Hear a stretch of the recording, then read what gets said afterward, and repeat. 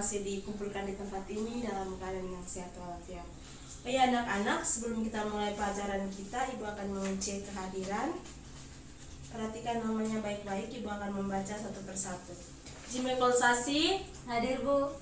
Erninetu, Hadir Bu. Dian Marisna, Hadir Bu. Dela Strada, Hadir Bu. Ninda Daipani. Hadir Bu.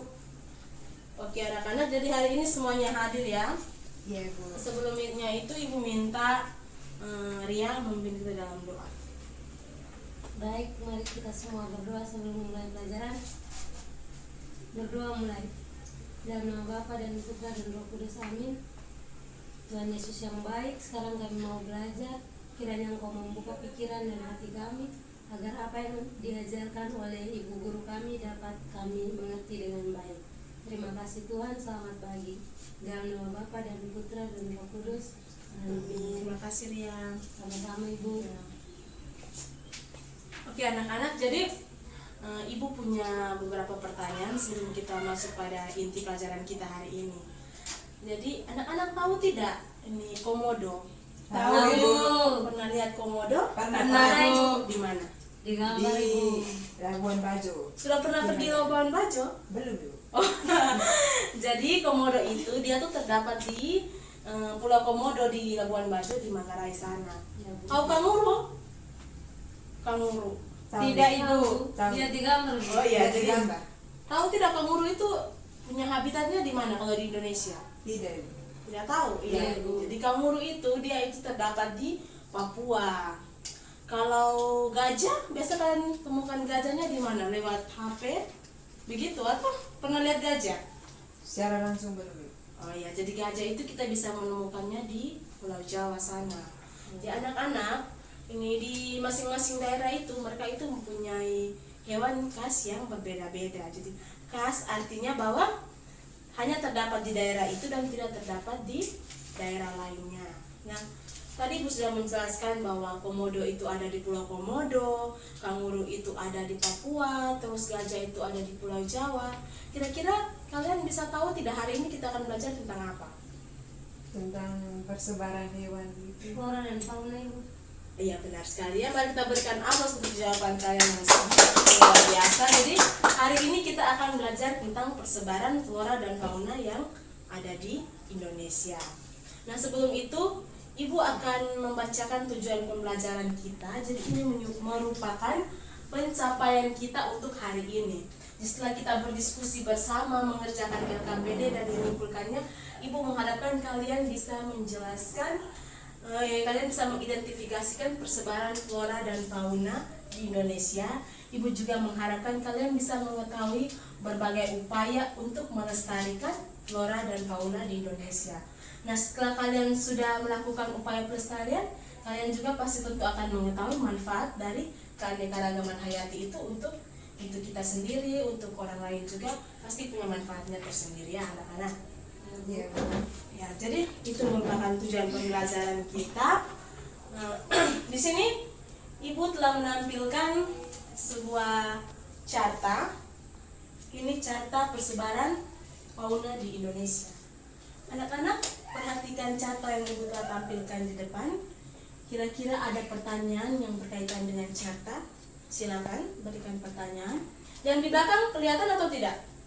Kelihatan Ibu. jelas ya. Kalau Iya, tidak Ibu. jelas, bisa maju ke depan untuk mencermatinya secara langsung lebih dekat. Ada pertanyaan mengenai peta persebaran flora persebaran fauna?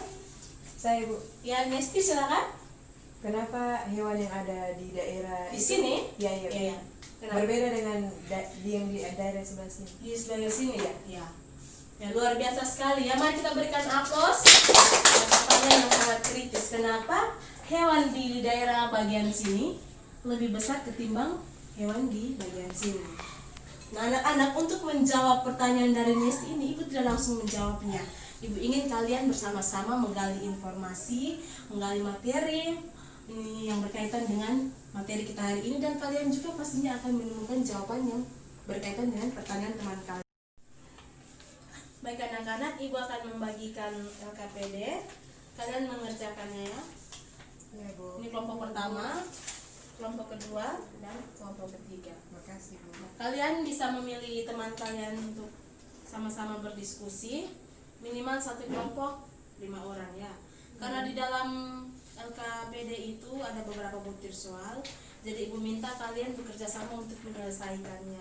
Satu orang bisa mengerjakan satu butir soal supaya pada waktu ibu meminta untuk mengumpulkannya itu kalian sudah mengerjakan itu dengan tepat waktu maksudnya. Silakan bekerja, waktu kalian 20 menit dimulai dari sekarang. Silakan anak-anak. Baik Bu. Baik Bu. Jadi setelah kalian sudah mengelompokkan di bagian sini kan yang mempermudahkan kalian untuk mengerjakan soal nomor 2. Itu jadi kalau utamanya itu kerja nomor 1 dulu, supaya kalau sudah mengidentifikasi berbagai jenis kalian bisa lanjut ke nomor 2 itu dengan mudah ya. Terus untuk nomor 3 nya juga gampang, kalian tinggal melihat perbedaannya dari bagian sini saja. Yang ini tidak ada pertanyaannya. Tidak ada. Sudah banyak. Kalau yang ini ada kesulitannya di bagian mana? Udah ada yang bisa Bu. Oh bisa ya. Iya Bu. Semangat. Belum tadi Bu. Kalau Nesti Ini yang di bagian klasifikasi Bu. yang mengidentifikasi ya. Ini kalian hanya mengelompokkan saja berbagai jenis hewan dan tumbuhan. Nanti untuk di bagian untuk menjawab yang bagian berapa kalian ambil dari sini itu masukkan di sini. Terus untuk yang di bagian 3 kan kalian tinggal lihat ciri-ciri dari hewan-hewan yang masukkan di sini. Untuk nomor seterusnya ada pertanyaan? Tidak. Terima kasih Bu. Percaya? Ya.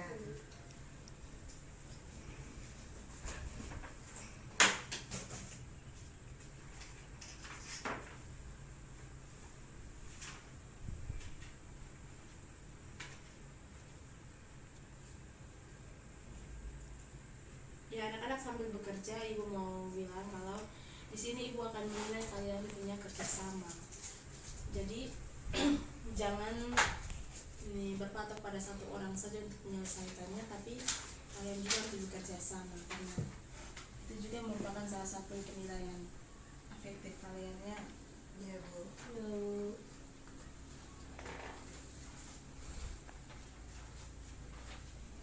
Waktunya sisa 5 menit lagi. Selesaikan butir-butir soal yang belum diselesaikan.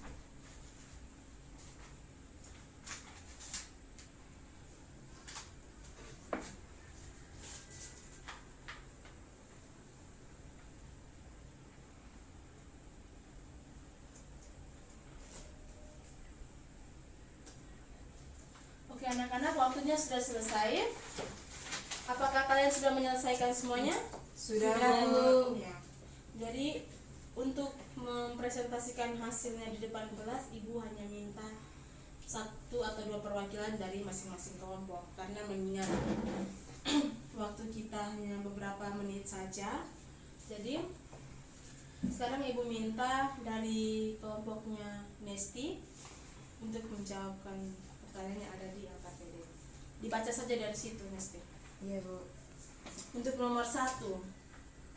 Untuk nomor 1, tuliskan sebanyak mungkin contoh hewan dan tumbuhan endemik Indonesia. Ya.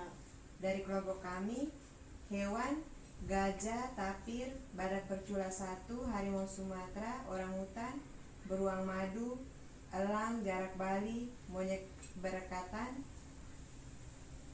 dan anoa, komodo, kuskus, tarsius, burung maleo, babi rusa, burung mandar, lutung, kuda sapi, kura-kura, dan yang terakhir kanguru pohon, burung nuri, burung kasuari, burung cendrawasih, walabi, dan merak. Sedangkan untuk tumbuhan, rafflesia, anggrek hitam, kayu eboni, bambu manggong, sagu, dan untuk kelompok kedua kayu cendana, sawo kecil, mahoni, pohon jati, dan bunga irian. Ya, luar biasa sekali ya. Mari kita berikan aplaus. Untuk soal nomor 2, ibu beri kesempatan untuk kelompok 2. Kelompoknya Intan. Ya Bu, Ya, silakan Intan. nomor 2, kelompokkan hewan-hewan tersebut berdasarkan persebarannya di wilayah Indonesia Barat atau Oriental, Indonesia Timur, Australia, dan wilayah peralihan antara Indonesia Timur dan Barat, serta ciri-ciri pembedanya. Jadi jawaban dari kelompok kami, Yang pertama dari oriental adalah gajah, harimau Sumatera, badak bercula satu, kera, dan orangutan. Dari wilayah peralihan seperti komodo, burung maleo, anoa, tapir, babi rusa, dan kuskus. Wilayah australis seperti kanguru, walabi, burung kasuari, dan cendrawasih. Ya, luar biasa sekali ya jawabannya dari kelompok 2. Mari kita berikan aplaus. Untuk kelompok 3, silakan Ria. Baik Ibu, terima kasih. Soal nomor 3, jelaskan ciri-ciri dari masing-masing hewan di wilayah Indonesia Barat atau Oriental, Indonesia Timur atau Australia, dan wilayah peralihan antara Indonesia Timur dan Barat. Kelompok kami menjawab wilayah Oriental. Tipe fauna Oriental dicirikan dengan hewan menyusui yang berukuran besar. Wilayah Australia memiliki berbagai jenis fauna Australian, yaitu berbagai jenis burung dengan warna bulu yang mencolok. Yang terakhir adalah wilayah peralihan, di mana di daerah ini adalah dicirikan dengan hewan yang rata-rata bertubuh sedang. Terima kasih Bu. Untuk kelompok 1, ya jadi luar biasa sekali ya jawaban yang kalian sampaikan. Untuk soal yang berikut itu soal nomor D, yaitu jelaskan macam-macam pelestarian keanekaragaman hayati. Ibu minta dari Nesti untuk menjawabnya. Baik Bu, dari kelompok kami, pelestarian ini adalah pelestarian keanekaragaman hayati yang dilakukan di tempat hidup aslinya atau habitatnya. Pelestarian ini dilakukan pada makhluk hidup yang memerlukan habitat khusus atau makhluk hidup yang dapat menyebabkan bahaya pada kehidupan makhluk hidup lainnya jika dipindahkan ke tempat lain. Contohnya yaitu taman nasional dan cagar alam, Ibu. Ya, silakan lanjut Yang kedua, pelestarian secara ex situ. Pelestarian ini adalah pelestarian keanekaragaman hayati, baik tumbuhan dan hewan, dengan cara dikeluarkan dari habitatnya dan dipelihara di tempat lain. Pelestarian secara ex situ dapat dilakukan melalui cara-cara sebagai berikut. Yang pertama, kebun koleksi, kebun plasma nutfah, kebun raya, dan kebun binatang, Ibu. Ya, luar biasa sekali ya. Tepuk tangan untuk Nesti. Lanjut ya, untuk yang berikutnya, manfaat keanekaragaman hayati. Kelompoknya Intan, silakan Intan. Ya, dari kelompok kami, manfaat dari keanekaragaman hayati bagi kehidupan manusia adalah yang pertama sebagai bahan pangan. Itu misalnya seperti padi, jagung, gandum, ubi jala, dan lain sebagainya. Dan yang kedua sebagai sandang, misalnya dapat membuat pakaian dengan bahan dasar misalnya seperti kapas, ulat, kulit hewan, dan lain sebagainya. Oke anak-anak, jadi Ibu hanya menegaskan kembali berkaitan apa yang telah kalian diskusikan dengan kelompok tadi, dan yang kalian sudah presentasikan hasil diskusi kalian. Untuk poin yang pertama, Ibu hanya menambahkan bagian sini. Ini ada 2 garis yang membagi persebaran fauna di Indonesia. Garis yang pertama itu disebut garis Wallace. Dia membagi fauna bagian barat dan bagian tengah. Terus untuk garis yang kedua itu namanya garis Weber. Dia membagi fauna bagian tengah dan bagian timur. Untuk ciri-ciri dari fauna oriental ini atau fauna bagian timur itu, mereka dicirikan dengan fauna yang berfisik besar. Kalau di bagian peralihan ini sedang. Kalau yang di bagian sini itu kecil dan lebih banyak ditemukan burung yang berwarna-warni. Terus untuk persebaran flora itu kita dapat menemukan di Indonesia itu ada ini Rafflesia arnoldi, terus ada pohon mahoni, pohon jati, ada bunga irian, dan masih banyak lagi fauna flora yang ada di Indonesia. Nah, untuk upaya pelestariannya itu tadi sudah dijelaskan bahwa ada pelestarian in situ dan ex situ. Kalau in berarti dia di dalam habitat aslinya, sedangkan ex situ itu dia di luar habitat aslinya. Terus ada manfaat keanekaragaman hayati bagi kehidupan kita. Jadi kita bisa menjadikan itu sebagai sumber makanan, sumber bahan untuk membuat pakaian kita, Terus untuk membuat rumah tempat tinggal kita juga bisa menjadikan itu sebagai hiasan. Kita bisa menemukan hiasan, misalnya ada burung-burung yang dipelihara di rumah yang punya ekor yang bagus, itu dijadikan hiasan. Nah anak-anak, kurang lebih itu materi kita pada hari ini. Sampai di sini ada pertanyaan berkaitan dengan materi kita hari ini? Tidak ada, Bu. Pas. Ya. Kita akan menyimpulkan materi pelajaran kita. Untuk poin yang pertama itu, siapa yang bisa menyimpulkan? Dilihat dari tujuan pembelajaran kita bahwa peserta didik mampu mengidentifikasi persebaran flora dan fauna. Jadi bagaimana persebaran flora dan fauna? Ada beberapa apa saja? Berapa persebaran yang dibagi dalam peta persebaran?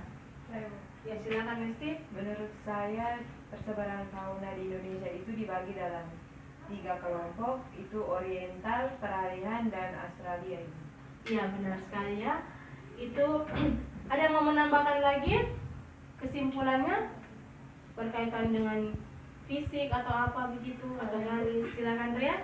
Ya, jadi kalau untuk yang Oriental itu dicirikan dengan hewan bertubuh besar, Ya. kalau peralihan dicirikan dengan hewan bertubuh sedang, Ya. sedangkan kalau di Australia itu dicirikan dengan hewan bertubuh kecil serta burung warna-warni. Iya benar sekali. Ya jadi itu tujuan pembelajaran yang pertama itu sudah kita capai. Memang kalian bisa menjawabkan semua pertanyaan yang disampaikan. Terus untuk yang kedua itu upaya pelestarian. Ada yang bisa menyimpulkan? Saya Bu. Silakan Intan.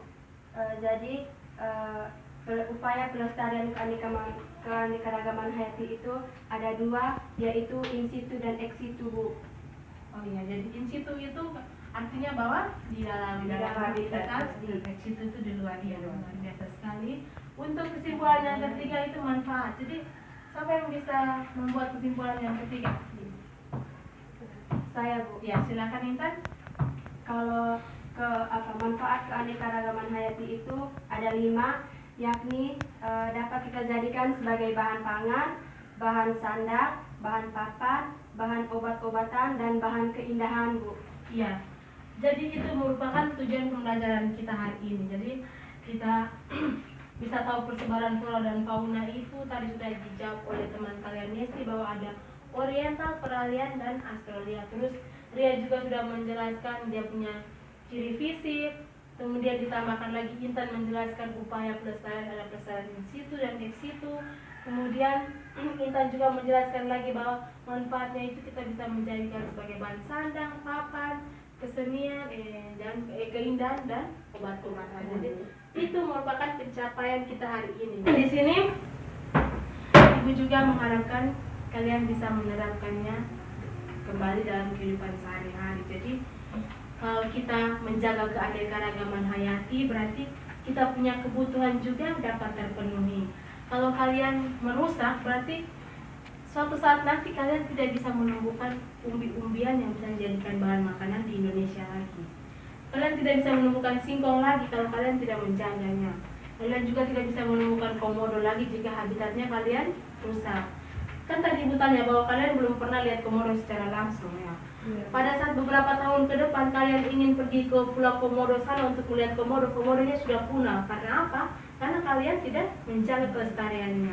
Oleh karena itu, mulai dari sekarang budayakan hidup untuk menjaga kelestarian lingkungan kita. Jadi hal-hal kecil yang telah diajarkan itu mohon supaya dikembangkan, diterapkan di rumah. Bisa untuk diceritakan di sanak saudara kita yang mungkin dalam keseharian mereka itu tidak menjaga kelestarian keanekaragaman hayati. Anak-anak, sebelum kita mengakhiri pelajaran kita hari ini, Ibu punya tugas untuk kalian. Tak usah dicatat saja, tinggal dengar sah. Kalau untuk tugas yang pertama itu kalian membuat slogan. Tahu slogan? Tahu. Slogan yang bertemakan upaya untuk melestarikan keanekaragaman hayati. Tugas itu nanti dikumpulkan minggu depan sebelum jam pelajaran kita. Anak-anak, untuk mengakhiri pelajaran kita hari ini, Ibu minta Ria memimpin kita dalam doa. Marilah kita berdoa dalam nama Bapa dan Putra dan Roh Kudus. Amin. Allah Bapa yang baik, syukur terima kasih untuk penyertaan-Mu dalam pembelajaran kami hari ini. Semoga kami boleh menerapkan pelajaran yang kami terima ini dalam kehidupan sehari-hari, sehingga keanekaragaman hayati di Indonesia dapat terjaga dengan baik. Demi Kristus Tuhan kami. Amin. Dan Bapa, Terima kasih Ria, selamat pagi anak-anak. Selamat pagi, Bu. Sampai jumpa.